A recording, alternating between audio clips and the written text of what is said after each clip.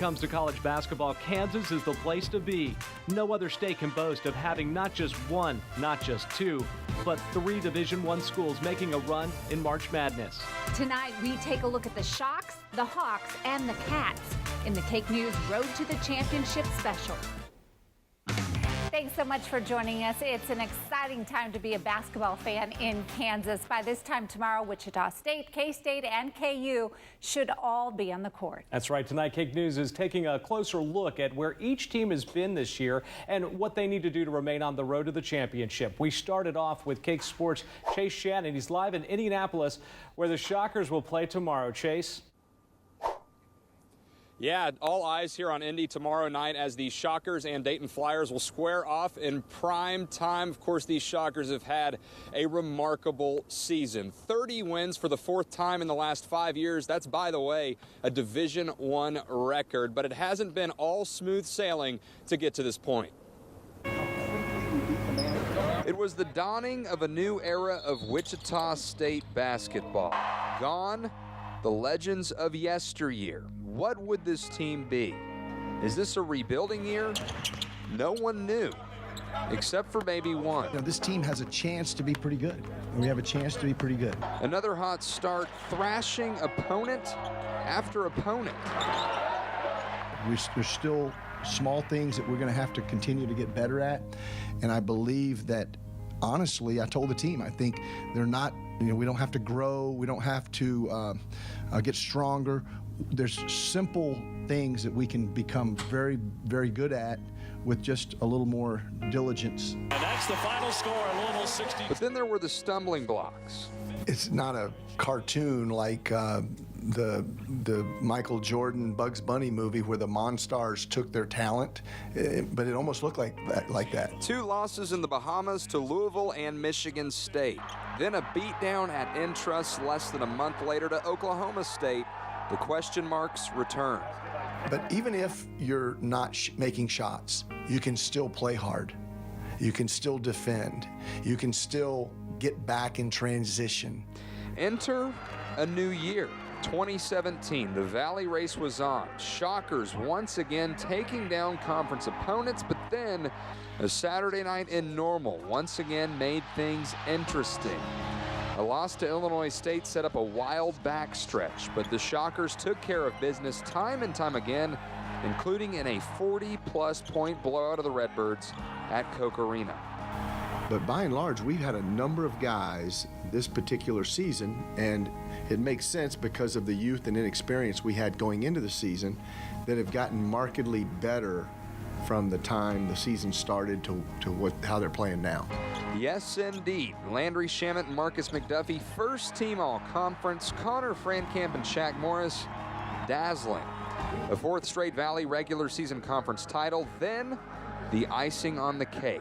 Tournament championship, first time in 3 years, ensuring them a spot in a 6th straight Big Dance.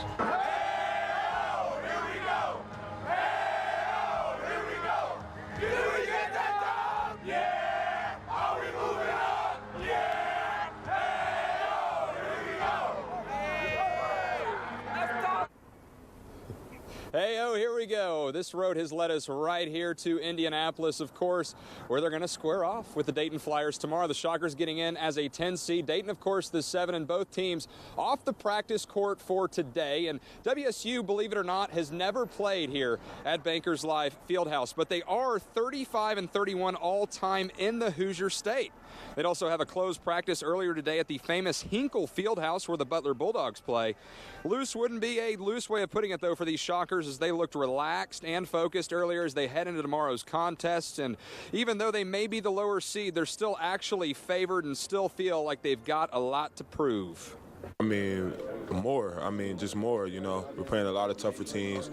Every game is going to be tough, High major teams, high opponents, great players. You're going to see a lot of guys that's probably going to be in the NBA next year, and it's just amazing to play against these guys and show the world what we can do. Play to our strengths, you know. We got a three-headed monster inside, and our guards, you know, just feed off each other and just let's, you know, enjoy the game, not try to make it too big a moment for one person, and just everybody enjoy the game and keep playing how you've been playing lately. There you go. All right, let's talk about the Flyers now. This is their 4th straight tournament appearance, and despite being unranked and not winning the A10 tournament, they're still the higher seed. They've also lost 2 straight games heading into this game, but they do have wins over tournament teams Rhode Island, Vanderbilt, and VCU. Archie Miller, who is also one of the hottest names in coaching, said he uses WSU as a sort of blueprint for his program. They kind of motivated you. I mean, they motivated you to say to yourself, like, wow, you know, if those guys can be that tough, if they can play that hard, if they can have that type of culture, it's something that you have to really rely on and say, if we could create something like that, you know, maybe we could get there. Let's dive into this matchup now. Here's how the two teams stack up. Wichita State is 2nd in the nation in scoring margin. Not bad, right? They're 4th in three-point percentage. Their rebounding margin, 5th in the country, just like their field goal percentage defense. This is also by far the best offensive team Greg Marshall has ever had. But keep in mind, Kim Pomeroy has Dayton's strength of schedule at 85th overall and WSU's 126th. The Flyers are still, though, averaging 76.5 points per game. Now, these two storied programs have only met twice in history. The last time all the way back in 1962. Also in that year, Dave Stallworth played for the Wichita State Shockers. Today, Stallworth passed away at age 75. He is considered by many the greatest Shocker. He's 3rd all-time in career scoring. He's also in the rafters, the first player to get his jersey retired at Wichita State. And Coach Greg Marshall knows just how much he means to this team. I met him when I came. He used to attend our games regularly until his health started failing. A wonderful gentleman, a true supporter of our program, really cared about the success of our program and cared about Wichita. And, you know, we play this tournament with heavy hearts because he was one of the, if not the greatest performer to ever wear the black and yellow. And we spoke with fellow Shocker great Antoine Carr earlier today, and he says he's crushed by the loss. He considers Stallworth to be a mentor for him and the main reason that he went to WSU in the first place. If he could address this year's WSU team, he would tell them to play angry for Dave and to just win for Dave. Now, Stallworth's name does hang up in those rafters, just like Carr's, and someday Landry Shamet may hope to have his up there too, as he joins 3 others whose names are already up in the rafters, whose jerseys are already up in the rafters, as earning all conference honors for the first time in their freshman year. The other 3, of course, Cleo Littleton and a couple others, but Landry Shamet with a great road to this point after suffering some setbacks along the way. Things were coming together quickly for the youngster out of Kansas City. Landry Shamet, the highest-rated recruit in Greg Marshall's WSU career, scoring 13 points in his debut. He even started in a game for an injured legend, but that hot start quickly came to a halt. Yeah, it sucked. I haven't been through anything like that. I've been through adversity, but nothing where, you know, I'm physically incapable of playing basketball. A stress fracture, 3 games in, derailing Shamet's true freshman season. Instead of helping the Shockers roll to another NCAA tournament run, he had to watch from the sidelines. A blessing in disguise, though, when 2 guys he was constantly watching are now in the NBA. They were so consistent with, you know, not only just their play from game to game, but, you know, their leadership, their work ethic, how they handle themselves in practice, off the court, all that stuff. So they were 2 great role models, even though I wasn't playing alongside with them, and they continue to be good teammates as well. Shamet has handled himself remarkably in his redshirt freshman season. It's most evident in his assist-to-turnover ratio, which is 2nd among freshmen in the nation.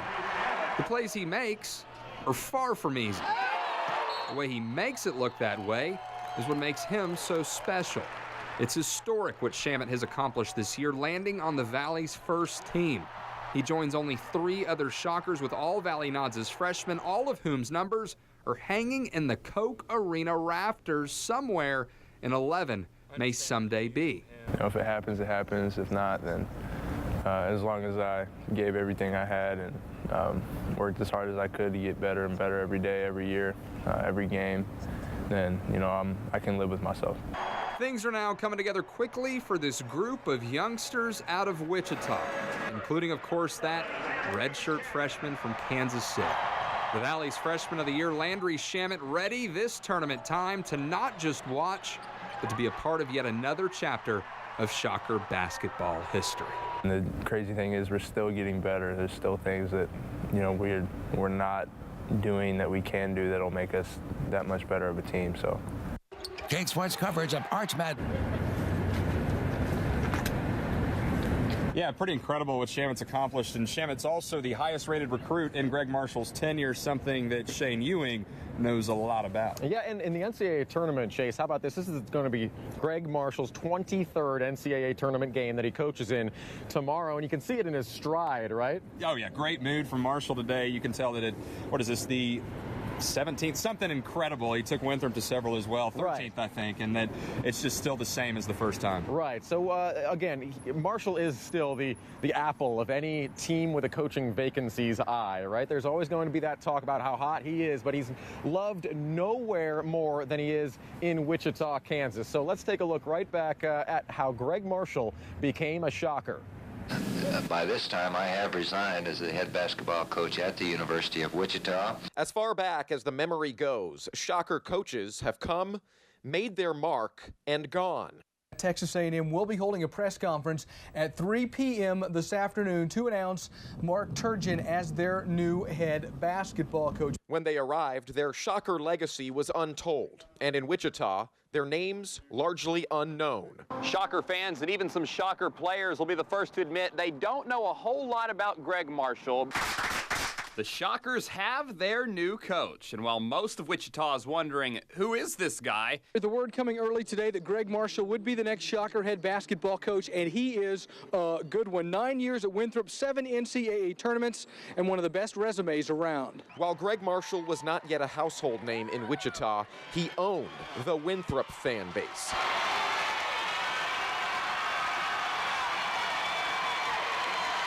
But he did keep his options open, even agreeing to become the head coach at the College of Charleston in 2006, being formally introduced as their new head coach. Thank you very much. But immediately changing course and going back to Winthrop for his final March Madness run with the Eagles. All right, if you're not nervous this time of year, that means your season is over. I haven't slept, I haven't eaten for several days. So the bottom line is that's normal. The following year, the right fit for Marshall and his family presented itself. I couldn't be happier and more excited to announce today to you our new head men's basketball coach, Greg Marshall, from Winthrop University. Taking over a team in an emotional transition from the Turgeon era. It's like parents that are getting divorced. The Marshall era began in 2007. And the rest, as they say, is history. Banners have gone up, nets have come down. All the while, Marshall maintaining a nationally misunderstood loyalty to Wichita. I'm not a jumper. I'm very pleased to be the coach at Wichita State, content, happy, and you can't buy happy. And while you can't buy happy, the Shockers have played angry until the final goal is fulfilled. As the future will look back on Greg Marshall, it will do so in the manner we look at the first documentations of Shockers' success. And it will realize this is the stuff of legends. Yeah, now, Greg Marshall's career has been fantastic, but two of the most memorable seasons for the Shockers are probably the Final Four year and the year they ran their record up to an amazing 35-0. Now, the two teams that put an end to those seasons, Kentucky and Louisville, they're both here in Indianapolis. They're not playing each other just yet, but if Wichita State can take care of Dayton and Kentucky takes care of business as well, they could meet, or they would meet, in the round of 32. Let's go back to the studio. This is Shane Ewing for KAKE News. All right, great rolling back the clock and seeing the old video, wasn't it? Well, the big question, will the Shockers win their first round matchup with Dayton? KAKE News is running Facebook Live polls for each one of the Kansas teams in the tournament, asking you who you think will move on. Just go to our Facebook page and vote. The Kansas State Wildcats had a little bit tougher path to the tournament than their two Kansas counterparts. That's right, a play-in game with Wake Forest to punch their ticket to the big dance. We head back now to KAKE Sports' Shane Ewing. He's live in Indianapolis with more on the Cats. Yeah, guys, the Wildcats are looking at their matchup with Cincinnati like they really have looked at a lot of games in the Big 12 this year. They're the underdog, and they're fine with that. Don't mess with the Wildcats, though, and don't sleep on them for sure. The odds may be against them at first glance, but every year since the inception of the first four in Dayton, which is where the Wildcats were, an 11 seed has pulled the upset and advanced into the weekend. So why not the Cats this year? Who say? I mean, that's what we're playing off of right now, and we're talking to them about it. And, you know, like we said, they watch TV. I tell them not to, but they watch it, and no one had us in the bracket moving on, so now we moved on. I'm sure no one will have us beating Cincinnati, and then, we just got to worry about what we can control, getting prepared. Now the Cats are coming off a 95-point performance with that offense. That was just 1 point shy of a season high for K-State. So now they're getting ready for Cincinnati, a tip-off at 6:15 tomorrow night. Again, we're going to go back to you guys with more Road to the Championship right after the break. The Kansas Jayhawks will begin their tournament play in Tulsa tomorrow night against the University of California, Davis. KAKE's Austin Clift joins us live now from Tulsa. Yeah, Deb, Jim, it's been quite a ride for the Jayhawks so far this season. Plenty of ups and downs, but they've made it here to Tulsa, the #1 seed in the Midwest. Let's take a look back at the Jayhawks season so far. After a tough overtime loss to Indiana and Hawaii to start the season, the Jayhawks would go on to win the next 18 straight games, including the very next one over Duke in Madison Square Garden. KU led all season by their dominant front court in senior Frank Mason and freshman phenom Josh Jackson, the two averaging double-digit scoring all season and earning accolades all along the way, including several Big 12 freshmen and Player of the Week nod for Jackson, all culminating in a 13th straight Big 12 regular season title. They would suffer their first home loss in several years to Iowa State late in the season and would undergo several off-the-court issues throughout the year, one such incident leaving Josh Jackson suspended for the first game of the Big 12 tournament, likely costing them a run for the Big 12 tournament title. Even with the early exit from the Big 12 tourney, the Jayhawks still did enough through the season to earn themselves a #1 seed in the Midwest region, bringing them here to Tulsa, where Jackson will be back on the court. Plenty more from Kansas coming up tonight at 10. We will be right back. This time next year, Wichita will be hosting a March Madness event of its own. KAKE's Chris Frank has more on how the city leaders are making sure they're prepared. About a year from now, we'll be opening the doors for our first tournament here. One of the goals local leaders had in pushing for a new downtown arena was to host NCAA basketball tournament games again. The last time Wichita hosted a tourney round was in 1994 at the old Kansas Coliseum, when future KSU coach Tom Asbury, then Coach Pepperdine, John Calipari coached UMass, and the Fab Four played for Michigan, all those in Wichita.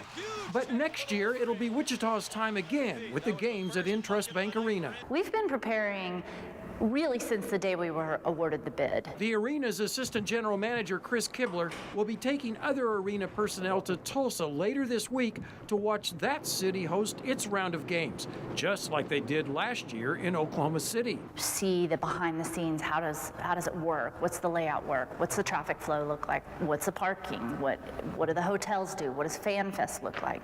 Of course, the NCAA doesn't leave anything up to chance, even providing an operations manual so that the arena knows how to host an NCAA tournament. They have very strict guidelines to make sure that every site appears to be the same. The NCAA wants fans to have a good experience, and Kibler says that's important to Wichita also. So Kibler says there is some work to be done to the arena to make it tournament ready. This storage area, for example, will be remodeled to become the event media workroom. But a larger need, she says, is getting commission approval to remodel entrance C on the north with more doors and a stairwell, since she says so many visitors will walk in from Old Town for the games. It can already be paid for. With that in mind, Kibler confidently says, we are ready. In downtown Wichita, Chris Frank, KAKE News. I'm looking forward to that. We'll be right back. And before we go, here are the tentative game times for tomorrow. The Kansas Jayhawks will take on UC Davis a little bit before 6 o'clock tomorrow night. The Wildcats game with Cincinnati is set to start a little after 6 o'clock, and the Shockers will tip off against Dayton sometime around 6:30. Thank you so much for watching. That's going to do it for our special show, Road to the Championship. That's right. More tournament news tonight on KAKE News at 10 o'clock. We'll see you then. Good night. For breaking news and your most accurate local forecast, KAKE News is on air, online, and on your mobile. KAKE News on your side.